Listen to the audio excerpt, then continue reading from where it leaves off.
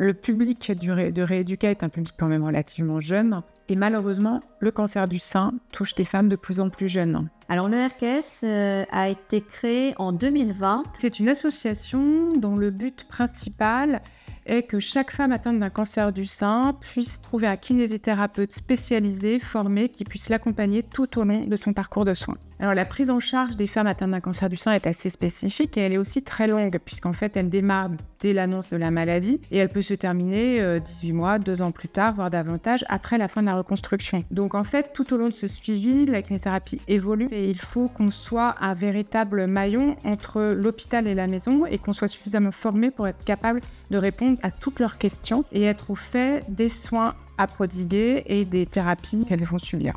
La rééducation va leur permettre de retrouver leur corps de femme qui a été mutilé. Donc, travailler les cicatrices, travailler la posture de l'épaule, les amplitudes articulaires, mais on va aussi travailler le corps dans son ensemble parce que un des effets secondaires de la chimiothérapie, par exemple, c'est une fonte musculaire. En fait, dans tout ce parcours de soins, la personne que la patiente va voir le plus souvent, c'est le kiné. Et on voit l'évolution, en fait. Au fur et à mesure des séances, les femmes vont mieux, les femmes récupèrent et c'est très valorisant aussi pour nous. Je pense que c'est une formation finalement que tous les kinés devraient faire, au moins pour avoir les bases. Parce que, comme on l'a déjà dit, une femme sur 8 en France, premier pays dans la prévalence du cancer du sein. Donc, tous les kinésithérapeutes, un jour, auront quelqu'un dans leur patientèle qui sera touché par le cancer du sein, voire dans leur famille. On vous attend le 9, 10, 11 octobre à Rééduca, sur le stand du RKS.